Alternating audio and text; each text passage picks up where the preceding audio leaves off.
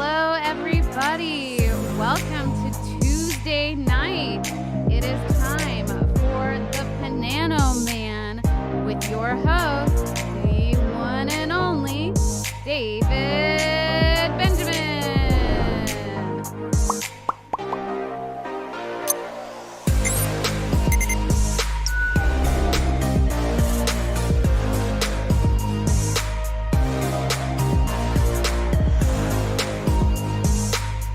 Good evening, everybody.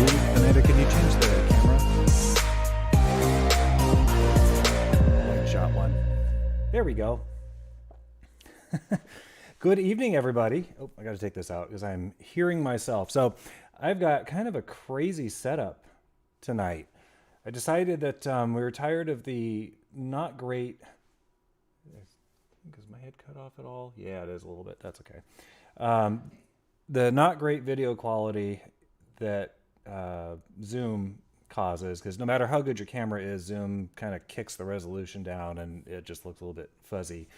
So I got some really long USB cables, a special kind of USB cable, and we're currently running USB cables from my cameras and my mixer down here up the wall. And for those of you who have seen our house, we have or haven't seen our house, we have a window for some reason overlooking the living room that goes into the guest room. So the cables are running up through that little window into the guest room, down the hall to Amanda's computer, to OBS. So I just realized after all that, let me know if you can't hear me. I'm assuming since nobody has said no audio that you probably can hear me. So I think we're okay. So we're trying this out tonight. We're going to see how it goes. The downside is it means that nothing that's happening on her computer is evident or visible on mine, on this one that I'm working off of down here. So it's going to be a bit of an experiment. And see, I saw my mom. I saw my mom in the chat. I'm assuming Dad's there too. And Jeremy, it's good to see you again, man. Really, I saw that you have or hopefully are getting over a COVID infection. Hope that continues to get better. As I know it can be pretty miserable. Hi Barbara, and presumably Steve is there too. And Hunter, what's up, man? We'll see you on in a little bit. We've got kind of a little surprise with Hunter later. Let's see. Ooh, I saw Anna Gianavola. Hello. Welcome. And Christina, of course, who's the first one into the chat, a whopping 15 minutes early. So props to Christina for showing up early. And Roberta. Hi, Roberta. All right. I don't know. Let's see. I may have missed some people. If I did, I apologize. So what we're doing tonight is I thought it might be fun to do a little Schubertiade, which is a Schubert evening. And this stems from when Schubert was alive. He was a school teacher. He hated it. And so he eventually got himself to a point where his friends provided him financial support so he could quit his teaching job, I believe at his father's school, and he could spend literally full-time, probably more than full-time, composing. And I think it's that we have to thank for the fact that the guy churned out over 600 songs for piano and voice. Hey, think about that for a sec. That's like one song a day for almost 2 years, every single day for almost 2 years he wrote. He wrote more like 7 or 8 completed symphonies. They're numbered up to 9, but the number 8 is only 2 movements. There was the beginnings of a third, and then he never finished it. So it's the famous unfinished symphony. He wrote quite a lot of liturgical music, Catholic mass settings, that sort of thing. A lot of chamber music for string instruments. He wrote a tremendous amount of piano music. I mean, the guy, in his 31 years of life, he wrote well over 1,000 compositions. So tonight is just kind of focusing on a few of them. Ones that I like, a few of them are ones I've been playing for years. A couple of them are really, really new. Like one of them I just learned yesterday. So it should be interesting to see how that goes. And then, about midway through, since those of you who watched the Polly's Online Variety Show this past Saturday, you heard me improvise something, and friends have encouraged me to make that a regular part of my show. So I don't know if I'm going to do it every single week, but a little bit later on, I've asked Hunter to come on and give me some chords, something to provide a basis for an improv, and we'll see what I do with it. So, without further ado, I'm going to start with something that's not by Schubert. So, for those of you who don't know, which is probably most of you, I think somebody alluded to it in the chat, or maybe you do if you're friends with my parents on Facebook. You might know that my grandmother, my mom's mom, just passed away this last Saturday morning. And yeah, it was after a long illness. She had dementia, so this was not unexpected, but obviously it still is a difficult thing. So I thought tonight I'd start off with something for her. She loved Johann Sebastian Bach, and I don't know if this particular piece I picked out tonight was a favorite of hers or not. I honestly, it's just not the kind of thing I ever thought to ask her. But it's one of Bach's most famous pieces. It is the prelude to the Suite Number 1 for cello. All of you, most of you, will probably recognize it when you hear it. It's one of those classical pieces of music you can't really get through life without hearing it at some point in time. And what drew me to it was, my mom can correct me if I'm wrong. For as long as I can remember, my grandmother was divorced. My grandfather died, probably going on 20-something years ago now. He wasn't really much of a part of my life, so I didn't have any real relationship or interaction with him. So it was just my grandmother. And what drew me to this piece is that it's very strong, but it's only one note at a time. So it's also very solitary in a way, but in a good way. And I don't know, there's something about it that just kind of felt right. So I thought I'd open the show with that, and then we'll move on to some Schubert. This is the prelude to Cello Suite Number 1 by Johann Sebastian Bach. This is BWV, for those who keep track of these sorts of things, BWV number 1007. Bach was another composer who wrote over 1,000 pieces of music, along with Schubert. So there's a little unintentional tie-in there. And to give you a little bit of historical context, in the Baroque period, so 1700s, early 1700s, suites were oftentimes, they were a set of pieces, oftentimes many of them based on dance pieces or dance style music. And they were typically written either for a solo instrument or for a group of instruments. They were typically, unlike multi-movement works, 100 years later in the Romantic period, like when Beethoven and Mozart and those guys were around, suites in the Baroque period, all the pieces were typically in the same key. So in this case, it's in G major, which is here. Later on, multi-movement works, you'd have maybe a movement in G, you'd have a movement in D, maybe something in C, and then back to G for the final movement. So it'd move around a bit, but Baroque period didn't do that. So this particular suite consists of several short pieces on allemande, a courante, sarabande. They're all minuets, a jig at the end. They're dances, and they typically had a prelude at the beginning. So, without further ado, Prelude Number 1, or Prelude from Cello Suite Number 1 in G major by Johann Sebastian Bach. And if you haven't already, you can switch the camera.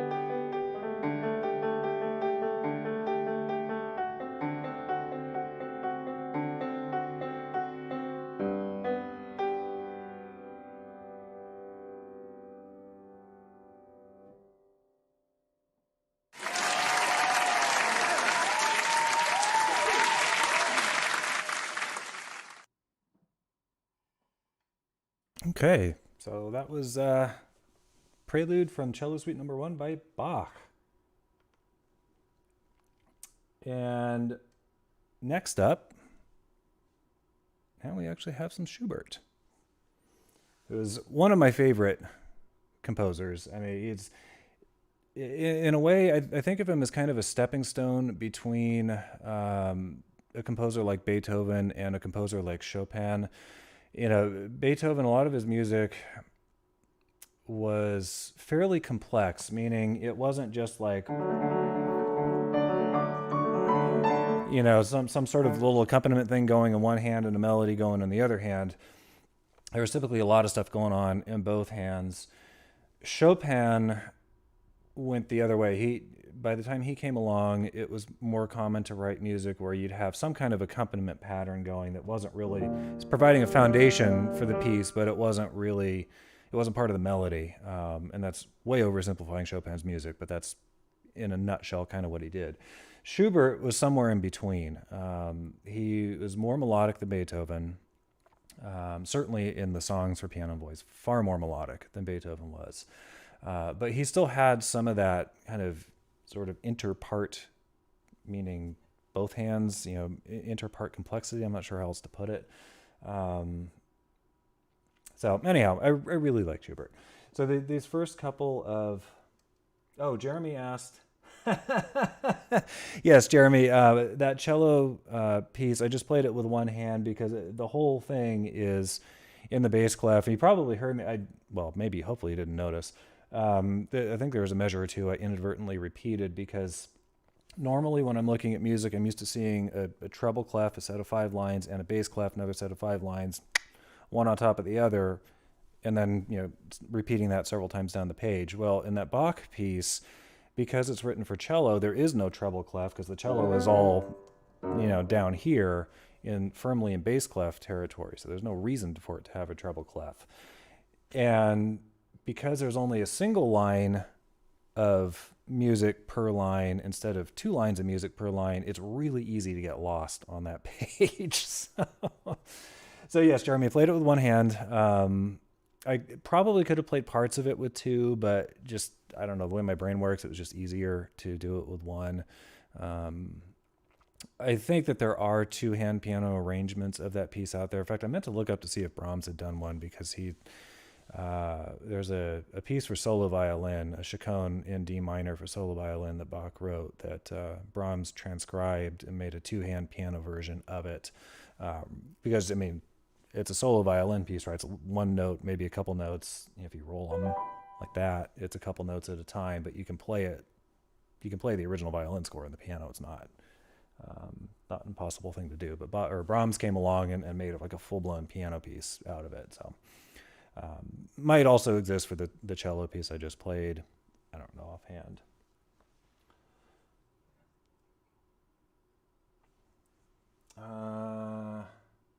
Children. Okay, so Christy Davila is asking if Amanda or I have ever heard of the children's album Beethoven's Wig. No, I've not ever heard of that. Amanda may have, since she is a teacher and she works with kids. If she wants to jump on and respond to that or respond in the chat, whatever she wants to do. I don't know. So anyhow, what I've selected here first by Schubert tonight is a set of pieces called Moments Musicaux, I think is how you pronounce it. It's French, and I don't do French. My sister does. She's fluent, but I don't do French.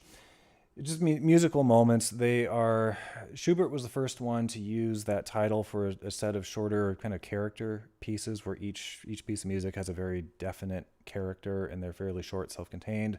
Rachmaninoff and I think a number of other composers came along later and basically copycatted Schubert. They wrote their own set of short character pieces and gave the set collectively the same title. But Schubert was the first one to do it. So I've selected, I think 2. I think it's a set of 6, and I'm going to play a couple of them for you tonight. These are both pieces that I haven't played in a lot of years, but I played them in college. I just love them. This first one, I'm talking to the wrong camera. I must be on this camera. This is a downside to me not running the show myself, having Amanda do it upstairs, is I have no indication of which camera is the one that's on. Well, actually, there's a blue light on this camera, so maybe when that's on, I'll have to pay attention and see when she switches it back to the other one. But anyhow, sorry about that.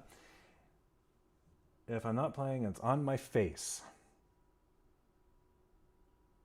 Glad we're talking about cameras. Anyway.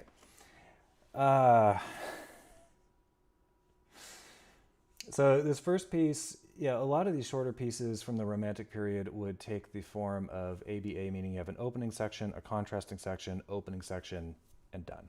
This one turns that on its head a little bit. It's got opening, contrast, opening again, and then it goes back to the contrasting, and then back to the opening one more time. It kind of comes out of nowhere, so listen for that. Okay, this is Mama Musico, musical moment number 2 in A flat.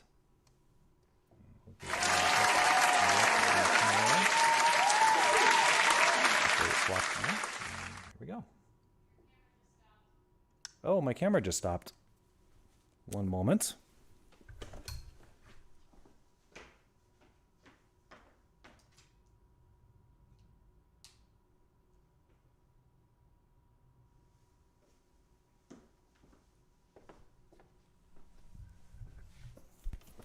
Okay.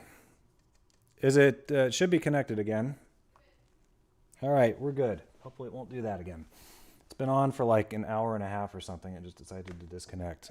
Should be talking over there. All right, here we go. Mama Musico number 2 in A flat by Franz Schubert.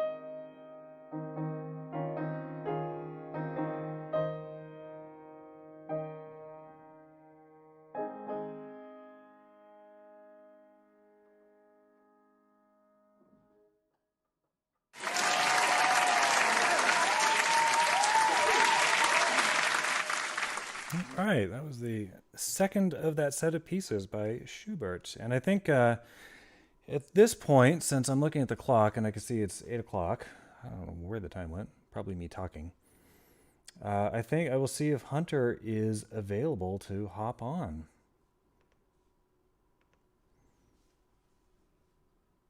Hi, Susan. I just saw you joined the chat. Welcome, welcome. And I see, oh, there's Pam. Hi, Pam. And if Hunter is not there, then, oh, there he is. There he is. Hey, I'm here. Welcome, welcome, sir. Thank you. I think I literally missed you calling me in as I was in that 2-second window where I muted the television and unmuted the computer, and it was just kind of silent. Hi. That was, man. Yeah, it's always when you do something like that, or you get up to go to the bathroom or something, that's when things happen. So, as you saw the other night on POVS, I improvised something based on some chords suggested by Paul. So I thought I would ask you in tonight and give me a few chords, something to do another improv and see what I come up with. Well, here we go. I tell you what, I'll just play it for you as, and I'll call out the chords so that you can write it down. Okay. Yes, and audience, I have no idea what he's about to play. Total pop quiz time. Okay. Feel free to pick your own time signature, but I'm going to play it in 6/8. G, D, A minor. G, D, A minor. And the fourth one's got a slight change up. G, D, A minor to the relative major, C major, then back to G, D, A minor. Okay. All right. So let's see. If we take G as being 1. Yep, doing that. 1, 5. Yep. 2. Minor 2. Oops. Minor 2, yeah. Yeah. And then C is what, the fourth?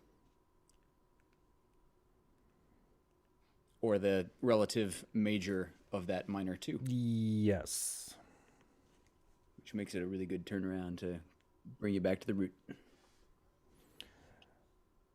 Okay. This is going to be interesting. All right. All right. Thank you much. You got it. I'm going to mute this speaker again and put you back on the TV on my end. So, all righty. We'll give it a sec then. Hey, yeah. May the force be with you, man. I'm listening.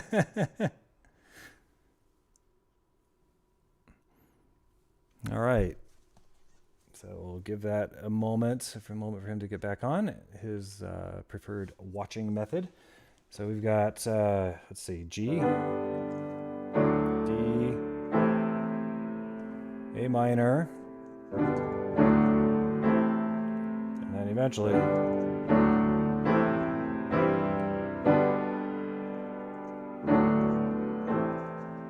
something like that. So I got that in my head a little bit. I have it written down, the chord progression, so I don't forget it. I will probably stray from it, almost certainly, but we'll see what happens.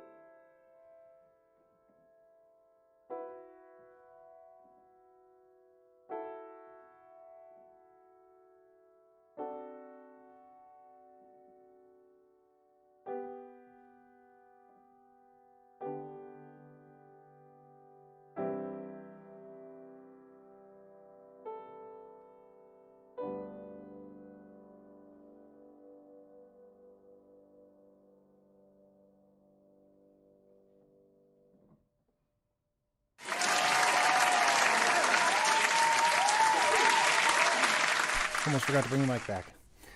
All right, well, I hope you guys like that. I strayed pretty quick from the chord progression. Yeah, man, you definitely. I strayed pretty quick from the chord progression. You definitely need to keep doing that, though. That's Oh, thanks. I definitely need to turn the sound off in this damn room while I'm trying to talk to you. That that was great, man. Oh, thanks. You really need to do that more. Like, just by all means, keep going. All right. Yeah. All right. Well, maybe it'll be a regular feature of the show, whether it's every week or not every week because I'm not on every week. But No, you should do this every time you play. time? It's like seriously. I strongly encourage you should do this like every time you do a show. That's a great exercise. Thanks. And for those of you in the audience, this is something that I've just kind of done for years. I don't normally, when I write compositions, I don't normally do that.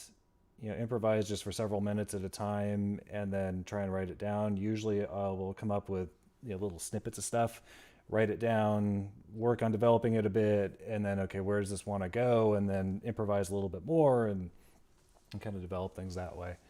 But I found when I just play like that, it's relaxing, it's nice, but then whatever I just played is just kind of gone. Well, you got it in perpetuity here on the YouTubes. On the YouTubes. All right, I'll be listening to the rest of the show, man. Great job. Thanks for hopping on, and we'll see you in 2 nights. Cheers. Podcast. Night. All right. Thank you, Hunter. That was fun. Okay, back to Schubert. Realizing, let's see, I think Paul has an In the Cove tonight. Oops, that's not what I meant to pull up. After my show, so I want to make sure that I leave... I have enough time for him to do his stuff. So the next piece I'm going to play is one more piece out of that Moment Musico set. This is number 6. It is also in A flat, so same key as the first one I played. That one. A very, very different piece, though. So this is number 6 by Schubert.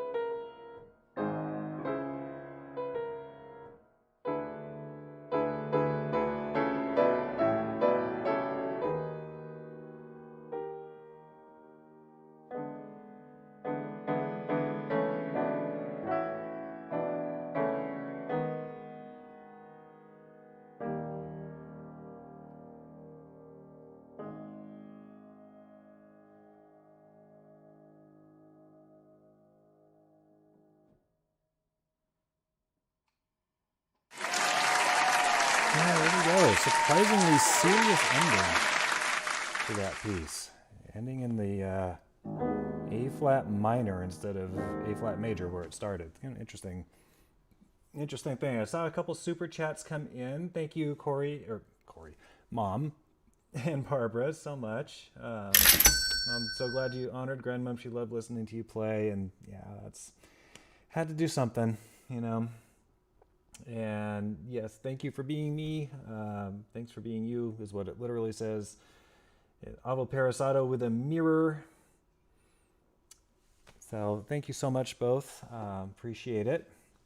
This next piece I have for you. This is one of the ones that I kind of just learned a couple days ago.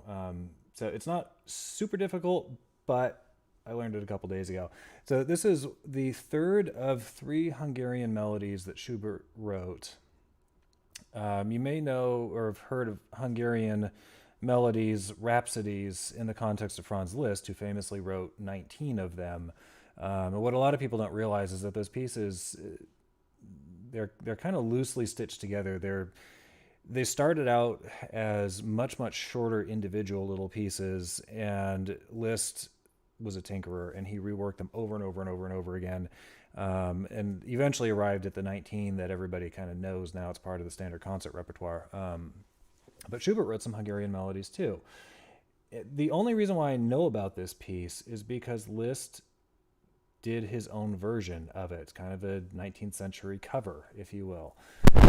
What's interesting to me is that I had assumed, since Liszt made a version of this piece, I had assumed it was for perhaps orchestra, piano duet, something that was not originally solo piano. It actually wasn't the case. This particular one, at least, Schubert wrote for solo piano. Liszt just came along and made it freaking difficult and about 10 times as long, and the whole thing is insanely difficult. So I'm not playing that version because I, can't.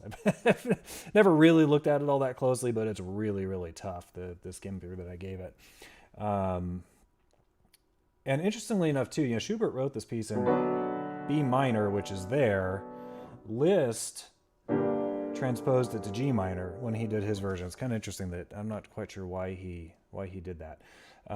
Anyhow, very different piece from what I've played so far by Schubert. This is Hungarian Melody number 3 in B minor.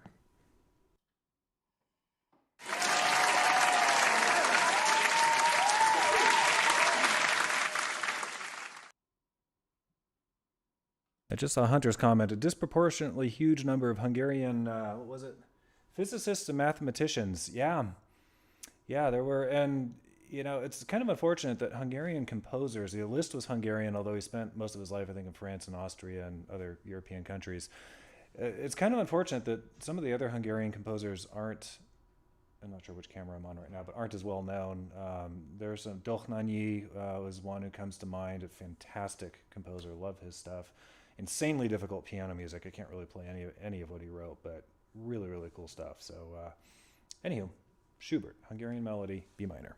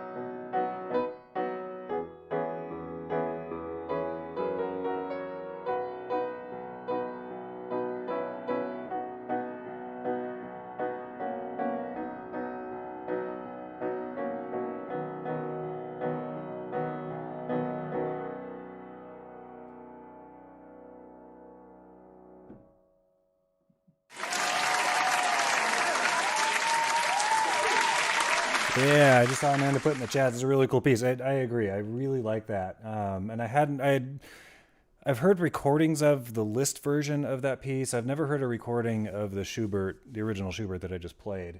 Like I said, the Liszt version, he really expanded that piece, and well worth looking up a recording of the Liszt version. It is really incredible. And how are we doing on time? We're doing pretty good.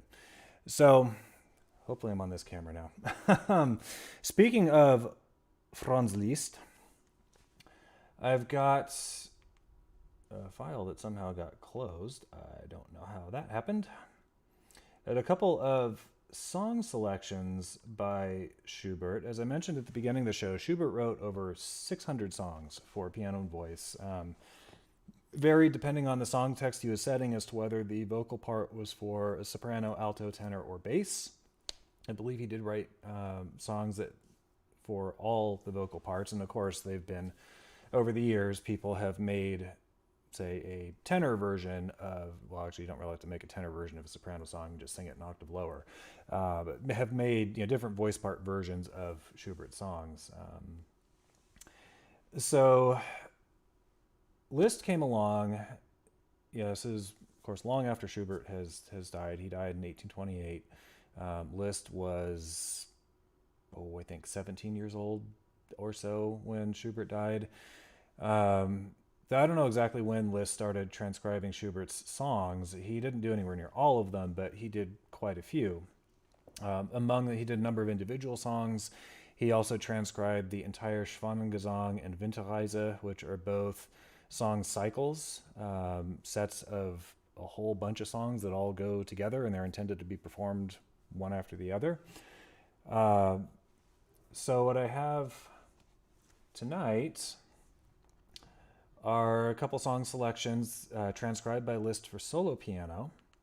This first one is, actually, you know what? I'm going to start off with a different one, just depending on how we do on time here. So this first one is from Schwanengesang. This is song, it's numbered 3 here, but I think it's actually number 5 out of the set, and not very far into the set. This is fairly early. Schwanengesang is lengthy. The title is Aufenthalt, which means, so we've got a translation of it here. It's a resting place, is how it's translated here. So, if you'll forgive my German, the German poem that Schubert was setting is by Ludwig Rellstab. Goes, Rauschender Strom, brausender Wald, stachender mein Aufenthalt, wie sich die Welle an Welle reiht, fließen die Tränen mir ewig erneut.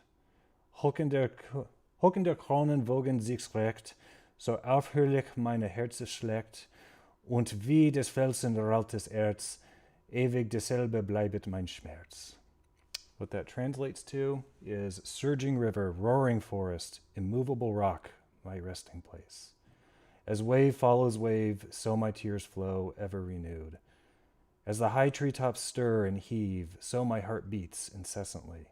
Like the rock's age-old ore, my sorrow remains forever the same.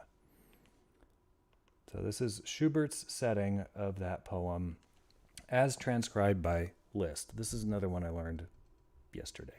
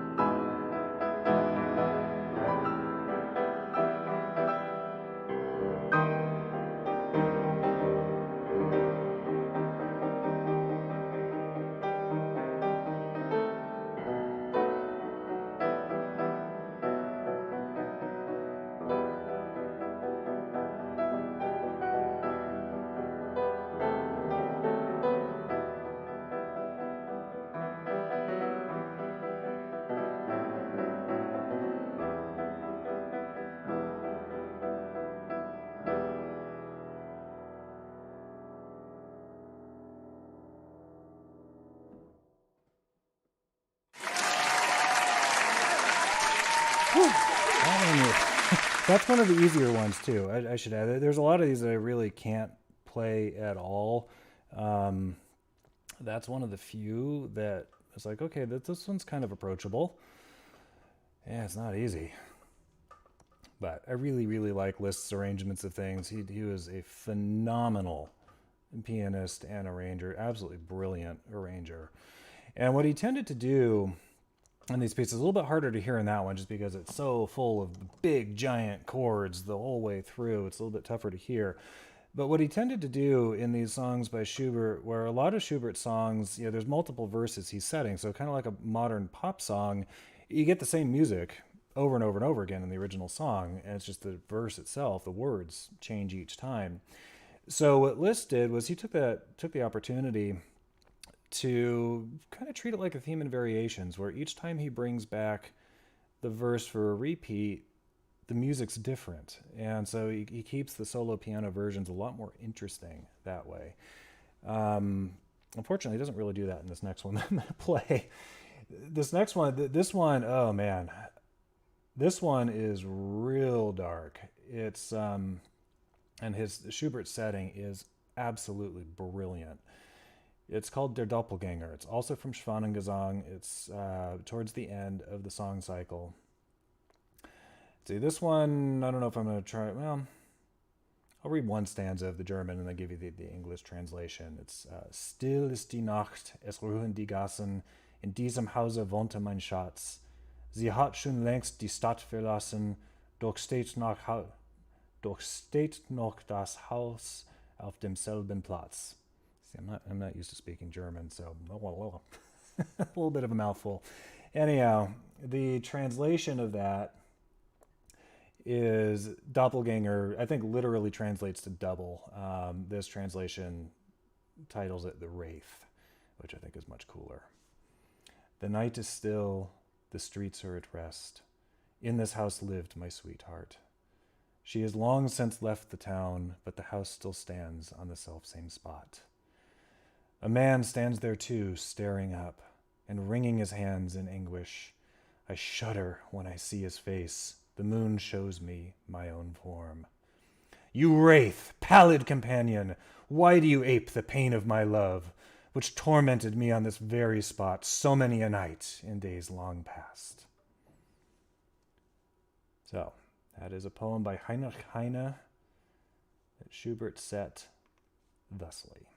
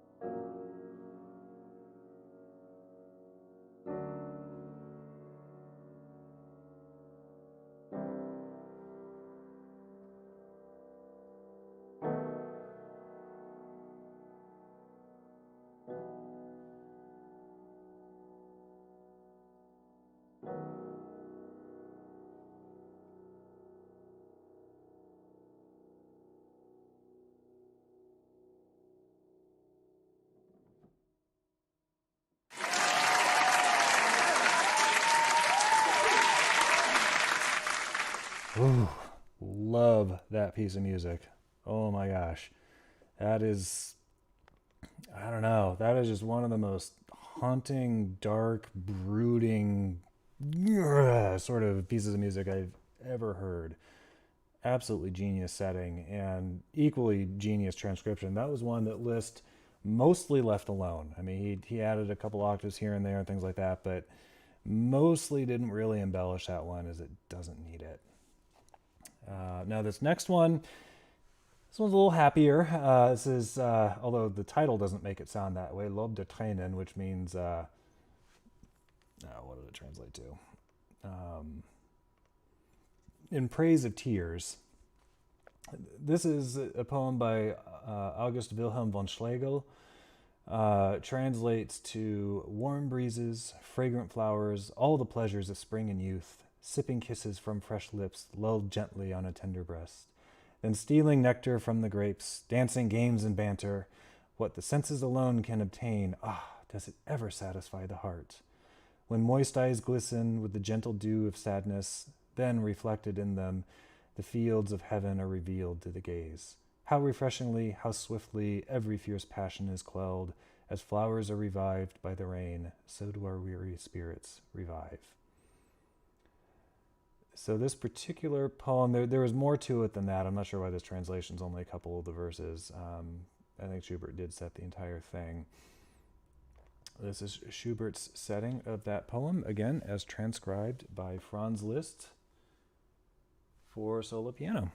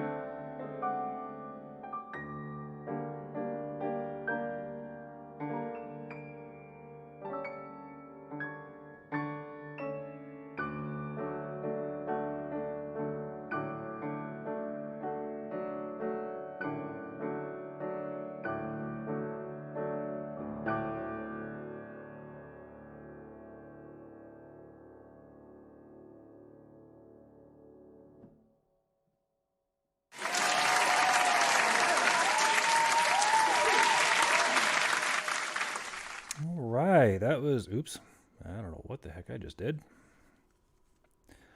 Opened up my web browser somehow. Apparently several times. There we go. There's a few song selections by Schubert. Give you a little bit different idea of Schubert, just beyond his solo piano music. I think the only other piece I thought about playing tonight, I think, is unfortunately a little bit too long for the amount of time we have, because I know Paul is on with his In the Cove at 9:30, and we need to do a few promos, and Amanda is going to be on In the Cove tonight too, singing a song, so I think she's going to have to get ready. So Amanda, if you want to do some promos, take it away. Oh, she's not over there. I surprised her. Ha!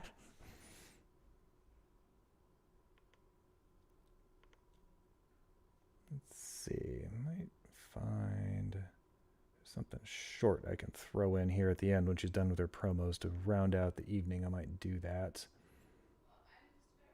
Okay, go ahead and run your promos, or run our promos. All right, everybody, let's talk about what's coming up on the Vaudacity network. So, we are going to have... Oh, skipped one. I think you're muted, Amanda. Okay.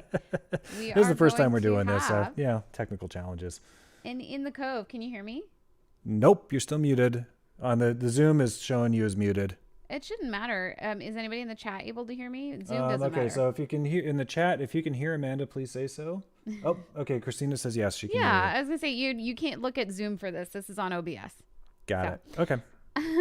So coming up after the show, we're going to have In the Cove with Paul Carganilla, episode 19.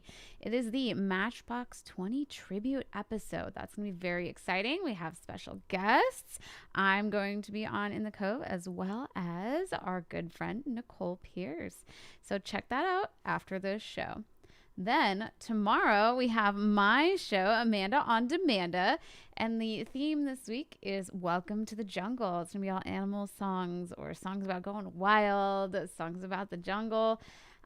So the request link is www.amandasings.live. There's some really great requests coming in, so check that out tomorrow at 7:30. After that, we have a Deep Cuts live lovemaking music. So that's going to be around 9 o'clock, right after my show on Wednesday. So that's going to be also very exciting. After that, on Thursday, the 13th, we have Lovecast number 89. So exciting. 89. We're almost to 90. I can't wait to see what Hunter has in store for the 90th episode. But check out 89 on Thursday, the 13th at 6 o'clock p.m. Going forward, we have Dari next week on Tuesday as well. That's at 6:30 on Tuesday. And last but not least, looking forward, in April, we have Holly's picnic on a boat. It's going to be a very, very fun trip, a quick cruise down to Mexico with some of our favorite family. We'll be playing some songs, playing some improv games. So join us for that. All right, that's all the promos we have for this week. So welcome back, David. All right. Thank you for the promos. I think I couldn't come up with anything else that was relatively short that I know of to play. So I think we'll end the evening there. But thank you guys for joining me on. Oh, Jeremy says sounds went out. Your sound went out? Somebody's did. I don't know if it was everybody's. Oh, the boat gets no sound. Okay, never mind. It was about the boat. That boat slide for some reason has no sounds. It does weird things. Yeah, OBS is just being stupid. It works fine most of the time, but once in a while it just does stuff that's inexplicable. That promo was from my show. It should work just fine. Oh, that promo. Amanda just said that promo was from her show. It should work just fine. I don't know. Yeah, the only other pieces I had lined up to play for tonight are both a little bit longer. I'm going to take more time than we should, since Amanda has to get ready for In the Cove for the song that she's doing on that show. So hopefully everybody will hop over to Paul's show in a few minutes. And thanks again for joining me tonight. And I will be back on 2 weeks from tonight on the 25th.